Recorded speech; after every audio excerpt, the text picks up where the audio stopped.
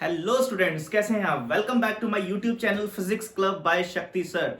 मैं शक्ति भारत आप सबका मेरे यूट्यूब चैनल फिजिक्स क्लब में स्वागत करता हूं। लास्ट कुछ लेक्चर्स में हम ग्राफ्स का एनालिसिस कर रहे हैं। हमने पोजीशन टाइम ग्राफ सीखा, वेलोसिटी टाइम ग्राफ सीखा, जनरल फॉर्म ऑफ ग्राफ सीखे, स्लोप कैसे देखते हैं, इंक्रीजिंग डिक्रीजिंग स्लोप्स के बारे में जाना है। आज हम इस ग्राफ्स के लेक्चर्स की आखिरी टॉपिक पे आ गए हैं, एक्सेलरेशन टाइम ग्राफ को। एक्सेलरेशन टाइम ग्राफ के बिल्कुल बेसिक सा सीखते हुए उस पर कुछ न्यूमेरिकल्स का डिस्कशन करेंगे। चलिए स्टार्ट करते हैं। अगर आप मेरे चैनल पे फर्स्ट टाइम विजिट किए हैं तो please subscribe my channel, stay tuned. Okay, तो सबसे पहले मैं आपको बता देता हूं कि एक्सेलरेशन टाइम ग्राफ में स्लोप किसको डिफाइन करेगा और एरिया किसको डिफाइन करेगा। लेट्स से ये मेरे पास एक्सेलरेशन टाइम ग्राफ है और ये एक लाइन है। ये ग्राफ आपको इंडिकेट कर रहा है कि जो एक्सेलरेशन है पार्टिकल का वो कांस्टेंट है। It's a straight line parallel to time axis, so this graph indicates that the particle has constant acceleration, constant positive acceleration. Okay, अगर मेरे पास एक्सेलरेशन टाइम ग्राफ में यहां पर कोई कर्व होता इस तरफ, यहां पर, तो this indicates that the particle has constant but negative acceleration. Keep in mind, this is positive acceleration, constant positive acceleration. This is constant positive acceleration, and this is negative constant acceleration. Okay, ये दो मेरे पास छोटी छोटी बातें हैं। Area क्या बताएगा इसका? Area under acceleration time graph किसको बताता है? So this is acceleration, this is time, और मेरे पास ये कुछ एरिया है। So this area, ये जो एरिया है और ये जो एरिया है, this area is considered as positive। ये टाइम एक्सिस से ऊपर है, इसको पॉजिटिव कंसीडर किया जाएगा। ये टाइम एक्सिस से नीचे है, इस एरिया को हम नेगेटिव कंसीडर करेंगे। लेकिन ये इंडिकेशन किसका होगा? ये एरिया जो है, ये सम अप जो है, ये किसको डिफाइन करेगा? So this defines change in velocity, delta v, change in velocity, change in velocity. Okay, किसको? Area under acceleration time graph, area under acceleration time graph. So acceleration time graph के under जो भी area आएगा वो किसको define करता है? Change in velocity को डिफाइन करता है। चेंज इन वेलोसिटी को हम सब लिखना जानते हैं। क्या लिखा जा सकता है? Final velocity minus initial velocity को लिखा जा सकता है। ये जो छोटा सा कॉन्सेप्ट है ये हमारे न्यूमेरिकल्स में बहुत हेल्पफुल रहेगा, फाइनल वेलोसिटी कैलकुलेट करने के लिए, समटाइम्स इनिशियल वेलोसिटी कैलकुलेट करने के लिए। So keep in mind. और एक चीज बात में ध्यान रखनी है कि इसको पॉजिटिव लेना है और इसको नेगेटिव लेना है। ओके, चलिए इस छोटे से कॉन्सेप्ट पे हम कुछ न्यूमेरिकल्स देखते हैं, किस तरह के न्यूमेरिकल्स आ सकते हैं। सो मेरा पहला सवाल है कि ये एक मेरे पास ग्राफ है, this is acceleration, this is time, और कुछ ऐसा, this is 12 and this is 10। ये 10 है एक्सेलरेशन का वैल्यू, 12 है टाइम का वैल्यू। आपसे कहा जा रहा है find the maximum velocity attend. So question is find v maximum attained by the particle in its motion. Find the maximum velocity attained by the particle in its motion. So maximum velocity कितना होगा उसके motion में इस graph के according. सो यहां पर maximum velocity जो होगा वो फाइनल वेलोसिटी को डिफाइन कर रहा है। तो इसका बिल्कुल ही आसान सा हमारे पास सॉल्यूशन होगा। So v max that is area under this graph. So area कितना हो जाएगा इस ग्राफ में? This is a triangle, so 1/2 half into half, height into base, so 10 multiply 12, this comes out to be 5 into, so this is 60 meter per second. This is our answer. So this is the maximum velocity attained by the particle in its journey according to this graph. Let's move to the second question. Second question में आपसे फिर से graphically ही पूछा गया है, आपको फिर से एरिया पे ही सवाल है और कहा गया इस बार ये थोड़ा सा चेंजेस ये हैं इस क्वेश्चन में कि आपको इनिशियल वेलोसिटी दी गई है और आपको फाइनल वेलोसिटी कैलकुलेट करनी होती है, राइट? आपको इनिशियल वेलोसिटी दी गई है और फाइनल वेलोसिटी कैलकुलेट करनी होती है। तो मेरा सेकंड क्वेश्चन है, मैं फिर से एक्सेलरेशन टाइम ग्राफ बना रहा हूं। This is acceleration time graph और कुछ ऐसा 6 दिस इज 10 मीटर पर सेकेंड स्क्वायर ये है आपके पास, राइट? और टाइम एक्सिस पे भी ये जो वैल्यू है ये 10 है, ये वैल्यू 10 है, ये 6 है, यहां पर 0 है। This is acceleration time graph. आपको कहा गया है find the velocity at t equals to 10 second. आपको इनिशियल वेलोसिटी दे रखी है, इनिशियल वेलोसिटी आपको 6 मीटर पर सेकेंड दे रखी है और पूछा गया है find the velocity at t equals to 10 second. Find the velocity at t equals to 10 seconds. So t equals to 10 seconds पे आपको वेलोसिटी को कैलकुलेट करना है। कैसे करेंगे कैलकुलेट? आसान सा है, आपके पास कॉन्सेप्ट, आपने एरियाज को कंसीडर करना है। ये वाला एरिया पॉजिटिव कंसीडर हो जाएगा और ये वाला एरिया नेगेटिव कंसीडर हो जाएगा। चलिए सवाल को सॉल्व करते हैं। तो सॉल्यूशन में हम देखते हैं इनिशियल, और इस तरह से मैंने अभी आपको बताया था final velocity minus initial velocity is equal to area under acceleration time graph. तो यहां पर एरिया कितना है? 2 ट्राइंगल है आपके सामने, दिस माइनस दिस। तो इसको जब हम कंसीडर करते हैं, इसको इस एरिया को जब आप लिखोगे तो इसके कॉरेस्पॉन्डिंग आपको जो वैल्यू गिवन है दैट इज लेट्स से -4। ये -4 वैल्यू है इस पॉइंट के कॉरेस्पॉन्डिंग। सो हमारे पास ये A1 एरिया हो जाएगा, ये A2 एरिया हो जाएगा। A1 का वैल्यू देखते हैं कितना आता है, हाफ बेस इंटू हाइट।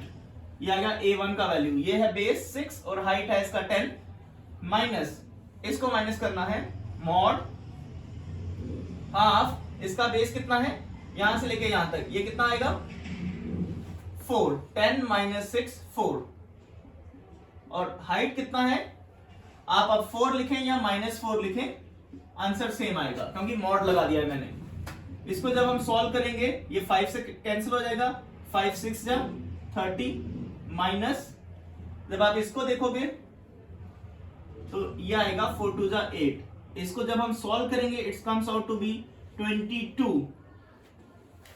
ये है final velocity minus initial velocity. Initial velocity का आपके पास वैल्यू है 6 मीटर पर सेकेंड, 6 मीटर पर second. So the final velocity comes out to be 28 meter पर second. This is our required answer. Okay, इसी तरह हम थर्ड न्यूमेरिकल पे चलते हैं और सीखते हैं कि एक्सेलरेशन टाइम ग्राफ पे और कौन सा वेरिएशन आ सकता है। आसान है बिल्कुल, बस आपको ध्यान में रखना है कि जो एरिया होगा उसको कैसे कैलकुलेट करना है और किसको डिफाइन करता है। द एरिया जो है वो चेंज इन वेलोसिटी को डिफाइन कर रहा है एक्सेलरेशन टाइम ग्राफ में, लेकिन फिर भी कुछ कुछ वेरिएशंस होते हैं। नेक्स्ट जो क्वेश्चन है उसको आपके सामने रख रहा हूं। क्वेश्चन नंबर 3 जो है, आपको यहां पर एक्सेलरेशन टाइम ग्राफ दिया हुआ है और इसको आपको पोजीशन टाइम ग्राफ में कन्वर्ट करना है। वो कुछ ऐसा है, ये है ऐसा,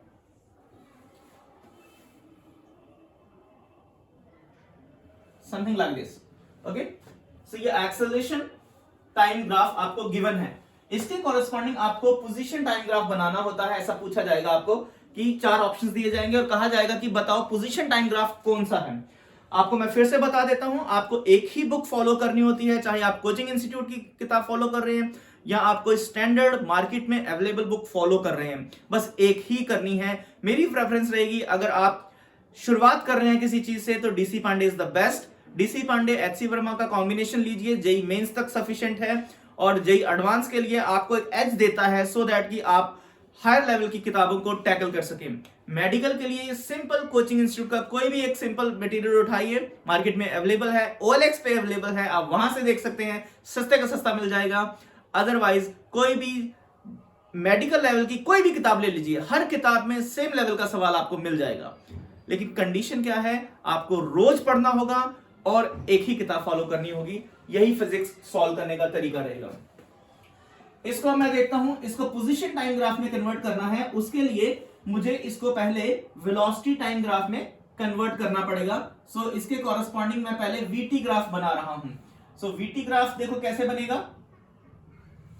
हम सबको पता है जो वेलोसिटी टाइम ग्राफ का स्लोप होता है वो एक्सेलरेशन को डिफाइन करता है। सो यहां पर वेलोसिटी टाइम ग्राफ है, इसका स्लोप हम इस तरह से बनाएंगे कि नेगेटिव कांस्टेंट एक्सेलरेशन को इंडिकेट करे। सो मेरे पास कुछ ग्राफ ऐसा बनेगा। दिस ग्राफ, ये जो कांस्टेंट नेगेटिव एक्सेलरेशन है और इसकी जो स्लोप होगी ये भी क्या है, कांस्टेंट है और नेगेटिव है। सो ये वेलोसिटी टाइम ग्राफ में ये नेगेटिव एक्सेलरेशन है, ये पॉजिटिव एक्सेलरेशन का इंडिकेशन ऐसे जाएगा इस तरह से। ये है पॉजिटिव स्लोप, इसका मतलब ये पॉजिटिव एक्सेलरेशन है, ये नेगेटिव एक्सेलरेशन है, ये है वीटी ग्राफ। अब इसके कॉरेस्पॉन्डिंग हमें पोजीशन टाइम ग्राफ जो कि सवाल में पूछा हुआ है उसको ड्रॉ करना होता है, पोजीशन टाइम ग्राफ। अब पोजीशन टाइम ग्राफ देख लेते हैं। ये क्या हो रहा है, यहां पर वेलोसिटी मैक्सिमम थी, डिक्रीज होती है पॉजिटिव। देखो ये ऊपर है ना, ये पॉजिटिव वेलोसिटी है, पॉजिटिव वेलोसिटी है लेकिन डिक्रीज हो रही है। यहां पर 0 हुई, फिर इंक्रीज हो रही है, तो पॉजिटिव है लेकिन डिक्रीज हो रही है। यहां पर मैक्सिमम, फॉर एग्जांपल यहां कोई 10 वैल्यू होगी, 9, 8, 7, 6 समथिंग लाइक दिस, और यहां पर 0 आ गया। सो इस टाइम इंटरवल में वेलोसिटी हमारी क्या हो रही है, डिक्रीज हो रही है। तो हमें इस तरह से कर्व बनाना होता है कि वेलोसिटी क्या हो, वेलोसिटी डिक्रीज होती हमें दिखाई दे। तो कुछ कर्व ऐसा बनाते हैं कि हमें वेलोसिटी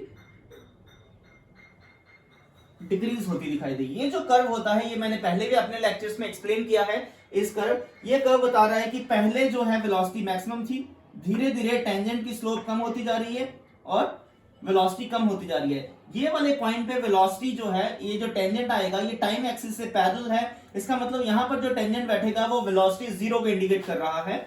उसके बाद वेलोसिटी पॉजिटिव है, उसके बाद हम इसको पॉजिटिव ग्राफ इंडिकेट कर देंगे। तो ये है मेरे पास position time graph, acceleration time graph, velocity time graph and it's comparatively ये हमारे पास इसका पोजीशन टाइम ग्राफ आ गया, जो कि आपको ऑप्शंस में दिखा होगा और इसको टिक करना है आपको। ओके, एक और नेक्स्ट इंटरेस्टिंग क्वेश्चन है, उस पे बढ़ते हैं। Question number 4। क्वेश्चन नंबर 4 देखो, आपको अगेन एक्सेलरेशन टाइम ग्राफ को बताता है कि आपके सामने एक्सेलरेशन टाइम ग्राफ रखा हुआ है।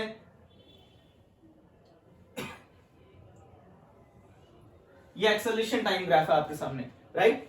जहां पर एक्सेलरेशन की वैल्यू 8 है, यहां पर टाइम की वैल्यू 8 है, और आपसे देखो क्या पूछा गया है, आपसे पूछा गया है जब टाइम की वैल्यू 4 है, जब टाइम की वैल्यू क्या है, 4 है, उस टाइम पे आपको वेलोसिटी की वैल्यू बतानी है कि कितनी होगी। आपको दिया गया इनिशियल वेलोसिटी है 3 मीटर पर सेकेंड, v इनिशियल है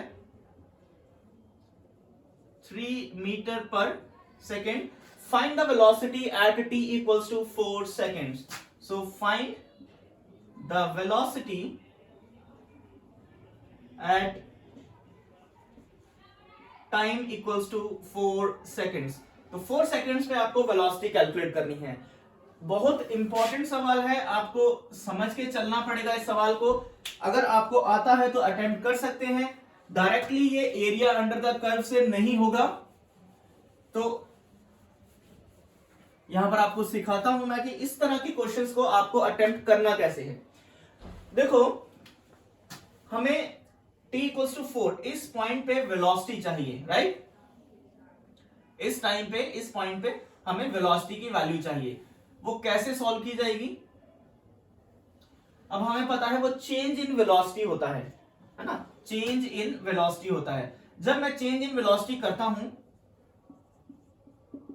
चेंज इन वेलोसिटी जिसको आप लिखते हो फाइनल माइनस इनिशियल, ऐसे।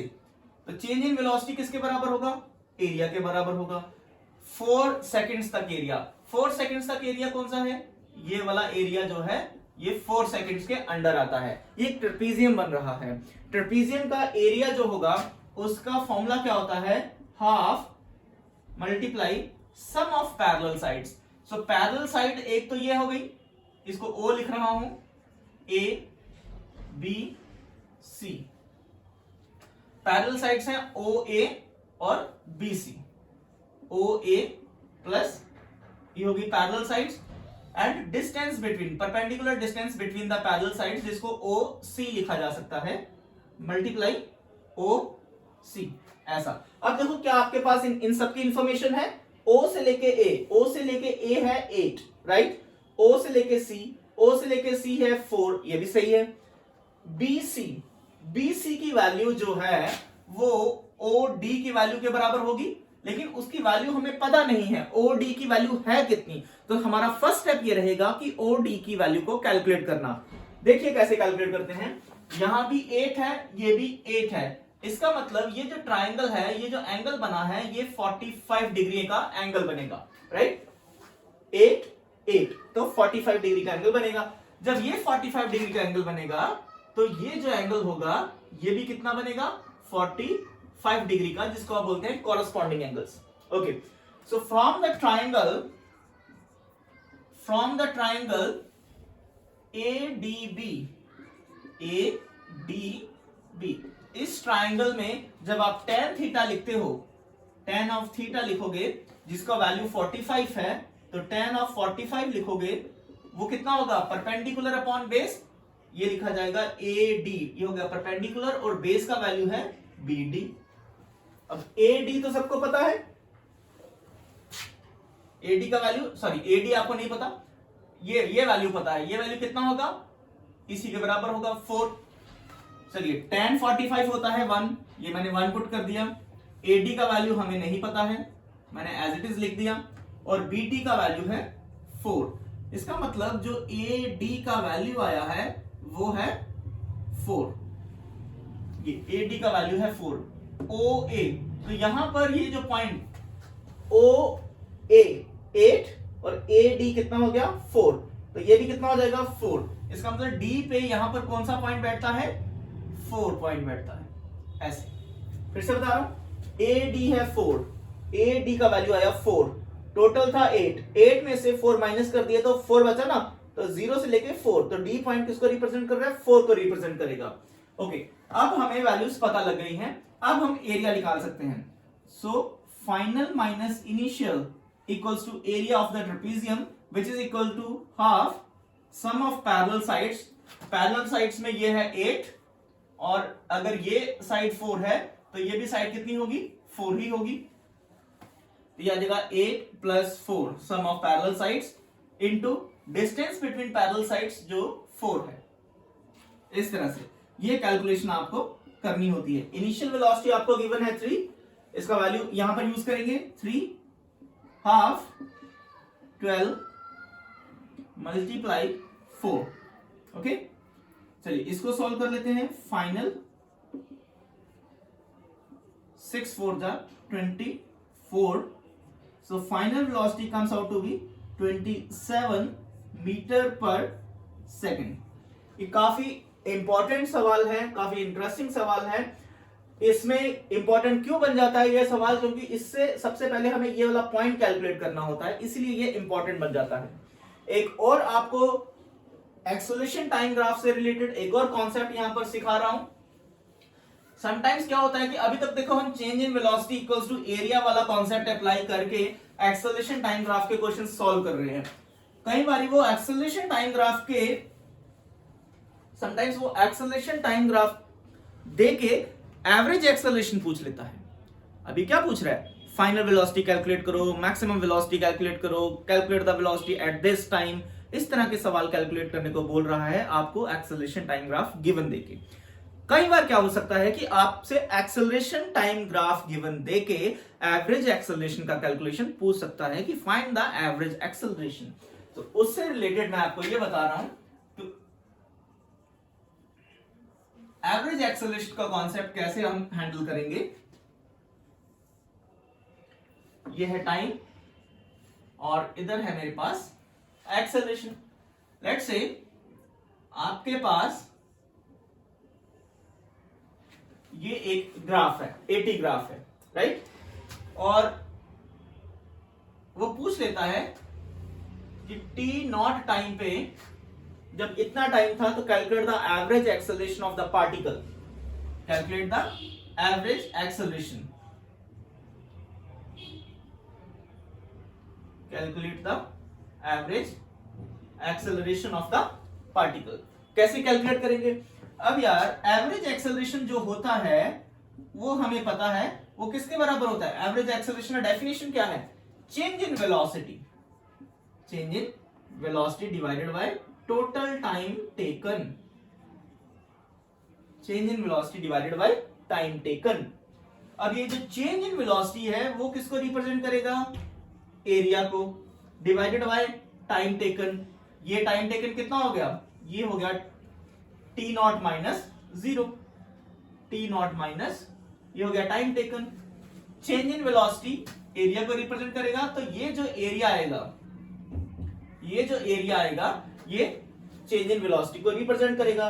सो इस तरह से आपने एरिया कैलकुलेट करना है, डिवाइडेड बाय टाइम से डिवाइड करके एवरेज एक्सेलरेशन का कैलकुलेशन करना है एक्सेलरेशन टाइम ग्राफ से। ये कुछ हमारे पास इंपॉर्टेंट सवाल हैं, इनको आराम से समझिएगा, नोट्स बनाइए प्रॉपरली, उसको रिवाइज करिए और अपने फिजिक्स की स्टडी को कंटिन्यू रखिए। याद रखना एक बात, जिंदगी में जो कुछ भी बनना चाहते हो बस रेगुलरिटी रखनी है, कंसिस्टेंसी रखनी है और आप अपने ड्रीम्स को जरूर पूरा करेंगे। Wish you all the best, bye bye, stay tuned.